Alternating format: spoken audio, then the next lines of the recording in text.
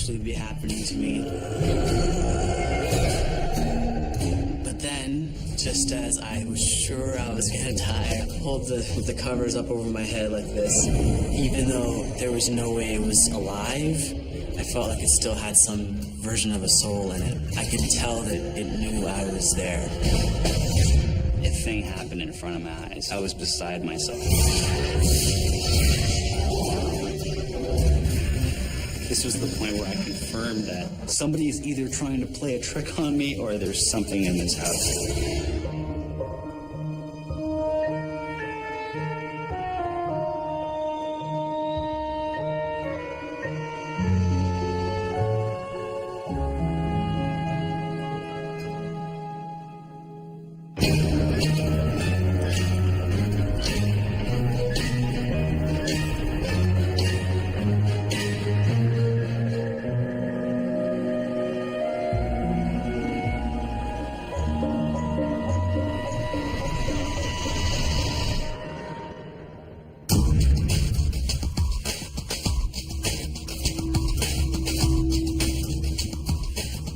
For a living, doing dance and breakdancing across the United States and Canada. And it's really become a whole cultural aspect to my family because my mom, she's from Tobago and loves to dance.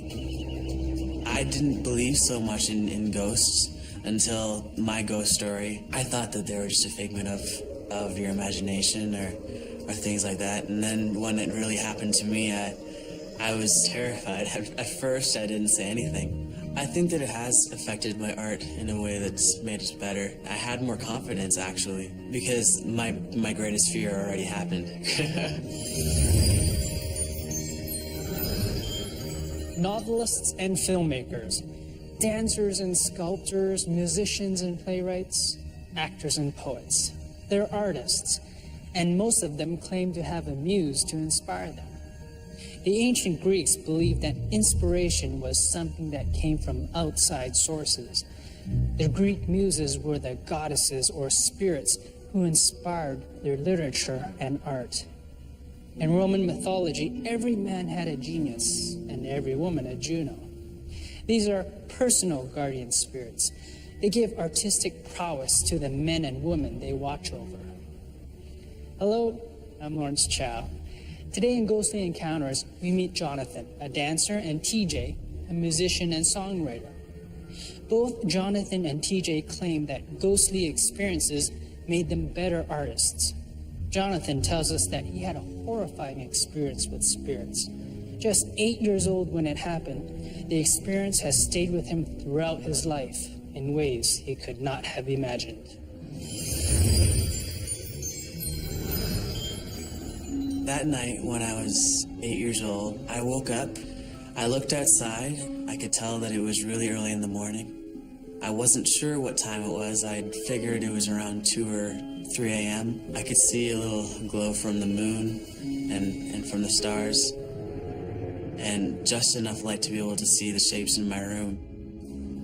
So I'm just sitting in my bed, and I turn my head and look over to the chest of drawers. I couldn't reach the top drawer. I was a really short 8-year-old. All my friends had surpassed me by that point.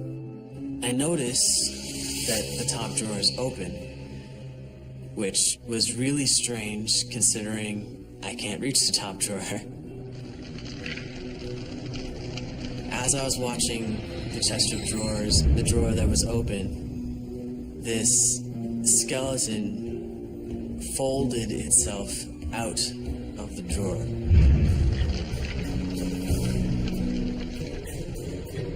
Most of the skeleton's body was in the drawer, but its leg was just hanging outside of it. And it turned its head towards me and looked at me with no eyes.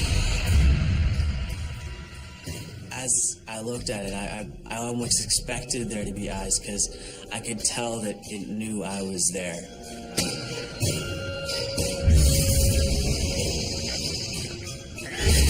Even though there was no way it was alive, I felt like it still had some version of a soul in it. Then it turned and started to look in my closet.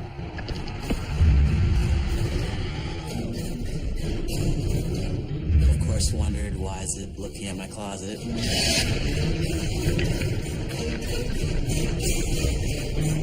So I looked over. Through the wall came this hooded figure.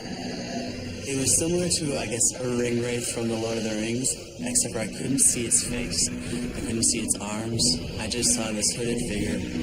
I then turned to look back at the skeleton, and it started to fold itself, almost like a contortionist, back into the drawer.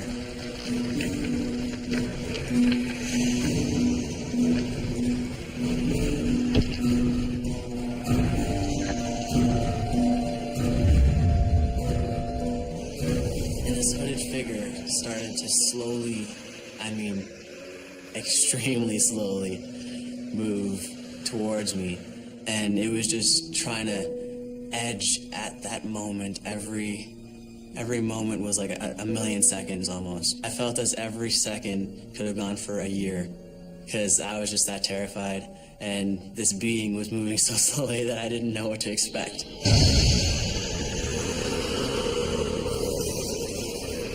At the time, I could only hear my own breathing because I was so scared.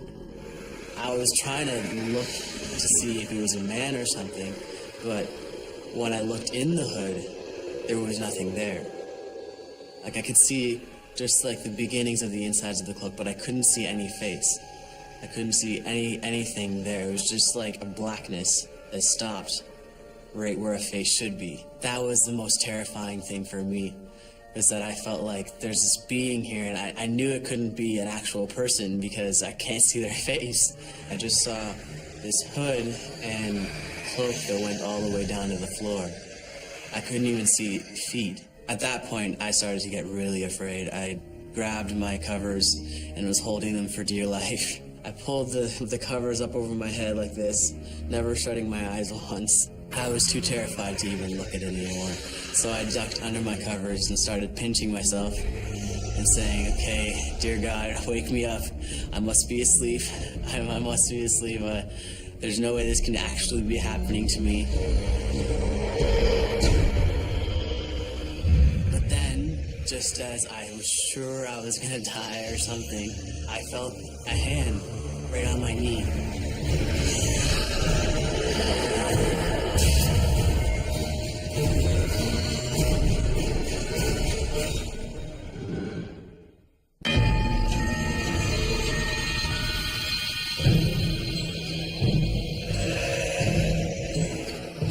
The shadow reached the foot of my bed. I was too terrified to even look at it anymore, so I ducked under my covers.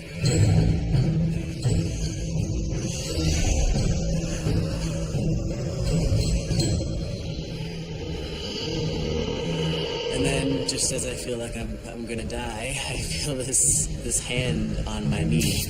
It almost felt human, but I didn't know whether it was or not, and at this point, I was too terrified to ask or say anything.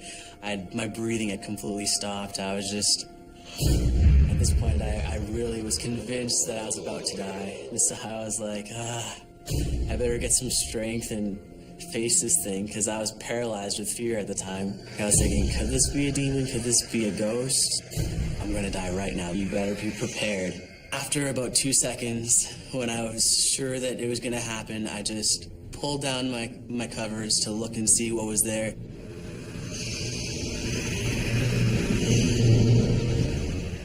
And nothing was there. I didn't have enough courage to get out of bed yet. But within about 10 minutes, I was able to get up and run to my parents' room and sleep with them for the rest of the night.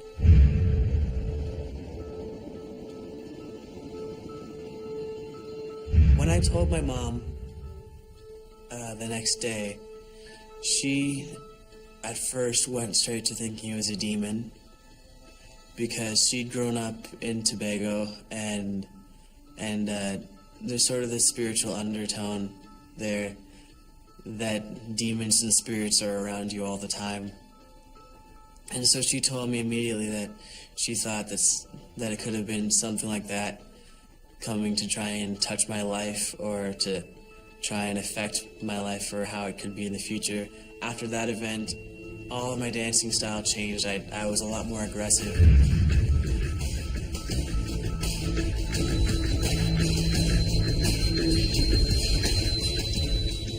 There is a sense of fear there that it could come back, that it could happen again. I wanted to learn all the hip-hop things because I wanted to be strong.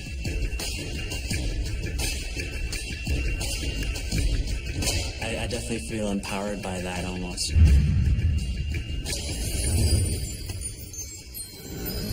Jonathan tells us he found this spirit in the long cloak far more frightening than the skeleton. In fact, Jonathan calls this spirit a wraith. Most of us know wraiths from the film trilogy Lord of the Rings. But before Tolkien's novel was published in 1954, wraith was just another word for ghost. It's Tolkien who made them the embodiment of evil. His wraiths are 9 men who succumbed to the seduction of power, attained immortality, and became powerful servants of evil. Jonathan tells us that his horrific experience with the skeleton and the wraith empowered him. He never wants to feel that open to harm again. He vows never to give in to his fear, and he'll use his newfound confidence to take his dancing to the next creative level.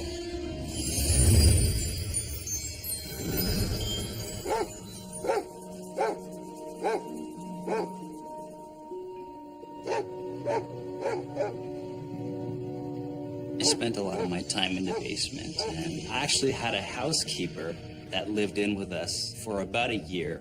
She had grown scared of the house increasingly. She would actually get my dog, Sneaker at the time, to go downstairs first before she went downstairs. She always felt that there was something down there, something talking to her. Eventually, she would see and experience so many things to the point where she had to move out. She had lived in what's now my control room. That room ended up becoming my studio where I write my music. It's where most of my inspiration comes to me.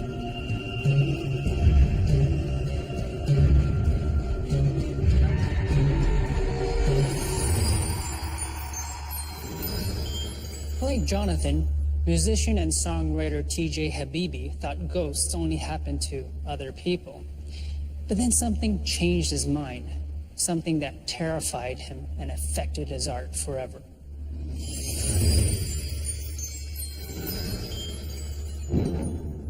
Even when people weren't home, I would hear things creaking upstairs, walking, big steps.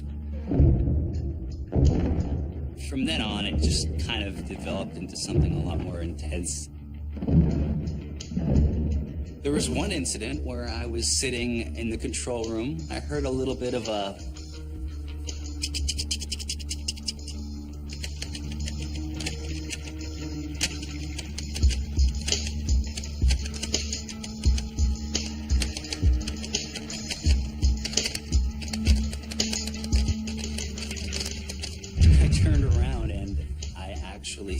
saw my CD tower, the CD tower that actually holds the CD cases. One of my CDs was teeter-tottering like this. And I looked at it and I'm like, okay, this is bizarre. I had to go closer to it. Maybe it was a mouse or something. As I went closer, there's no mouse. And I stared at it for a good 15 seconds. Confirmed. The thing was just moving on its own.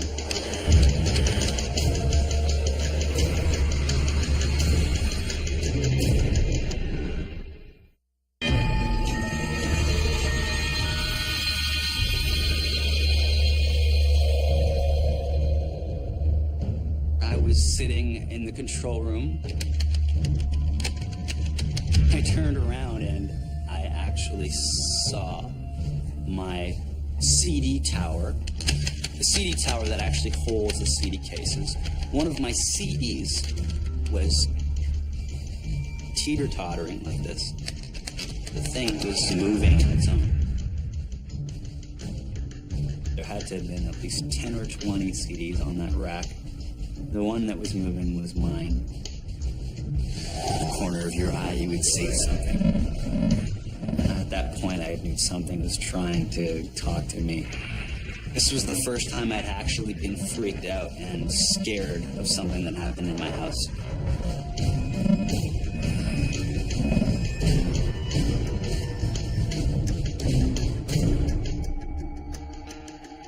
One night, 4 in the morning, I was setting up my microphones, just preparing for a client. I heard this buzzing noise. It was like machinery. It was coming from the laundry room.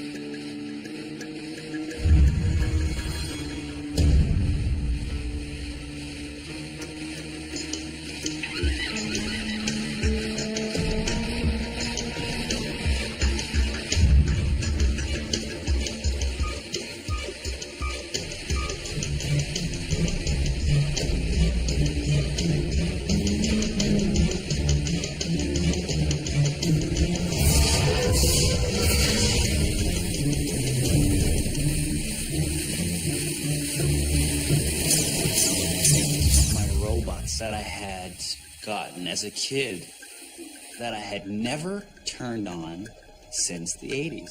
It's the kind of machine that you'd have to turn on physically. You'd have to take the switch and move it to the right. So it's not like a radio-controlled robot. It's just the switch on or off. I wasn't hallucinating. The thing was on. After seeing that movie Poltergeist, these teddy bears coming to life, clowns and all this stuff, and it's been engraved in my head that I don't want to ever see that. You know, and having dreams, nightmares about these things. A thing happened in front of my eyes, and I was beside myself. I couldn't react, couldn't move.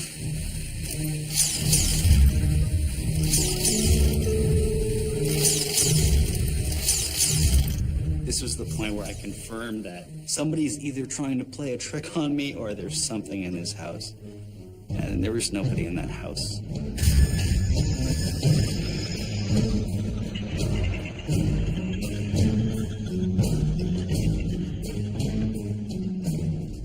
I didn't sleep that night. I had crashed at a friend's house. I just couldn't sleep at my house that night.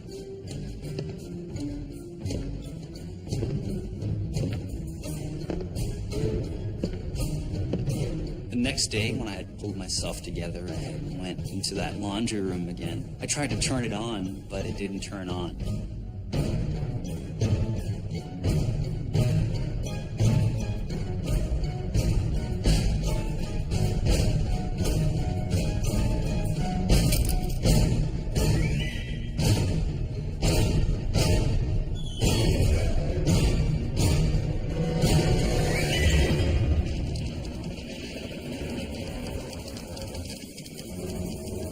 After all these things that had happened to me, I had taken it upon myself to turn my mics on and just to see what would happen.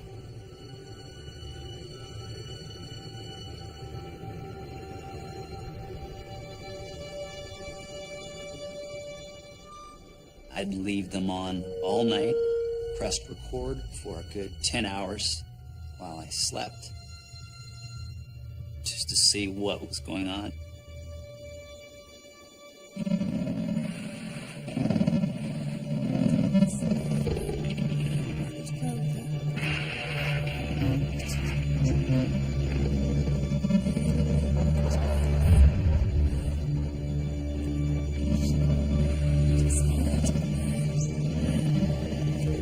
I would review the waveforms, the audio waveforms of the basement. In a normal environment, yeah, you wouldn't hear anything. You would probably hear the odd wood crack or something upstairs.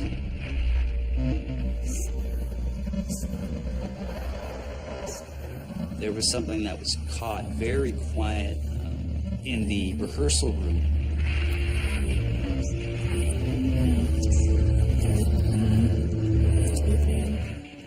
There was some conversation there.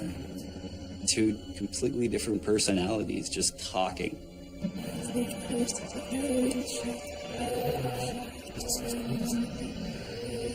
I brought the volume volume up a little bit and put a limiter on it, just making sure that everything was nice and raised, and to the point where the clock was ticking so loudly.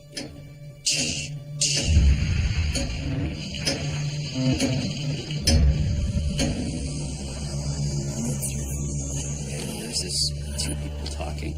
I was really frightened, but I don't think these people want to hurt me, but they don't really, I don't feel that they're necessarily interested in helping me. I just think they want to play a game with me. I think they just want to taunt me. They just want to have fun with me, and that's fine, you know. I'll indulge you.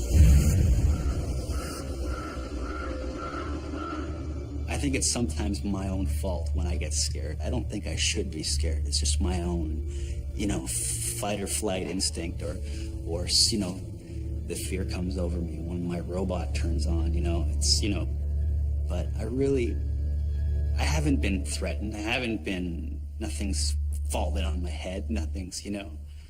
So it's all been good things. To this day, I still feel that I am inspired by other powers, others, spirits, if you will.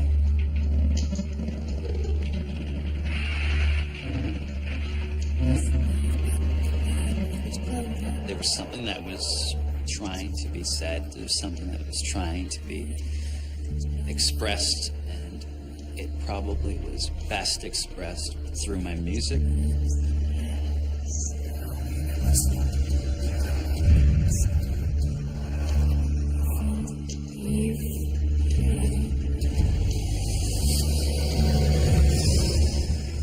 Sometimes it's just the most bizarre thing when these lyrics come to me that I normally would not even, these words that I would never use, and they would come to me mostly when I'm in that house. There is a song called Ghost of Santa Fe.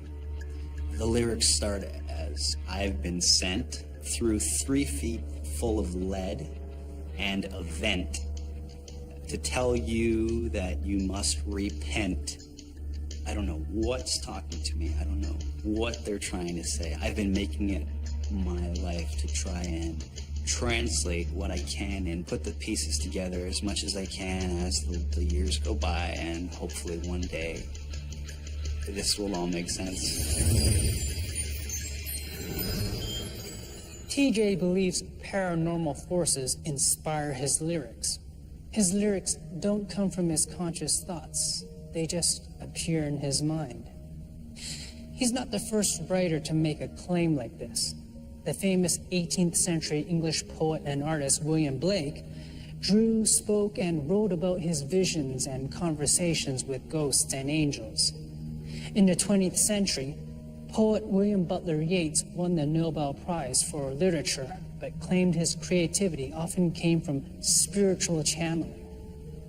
Many creative artists talk of a higher force dictating to them. This puts ideas or visions in their heads. In extreme cases, they speak of this force taking over their bodies so that they don't even recall creating the work of art. TJ and Jonathan both make a connection between their art and what they believe are their paranormal experiences. But there are differences. In TJ's case, the paranormal itself is an active participant in the creative process. The lyrics just come to him. But the paranormal isn't responsible for Jonathan's creative process. It's his experience with the paranormal that drives him to change the way he dances.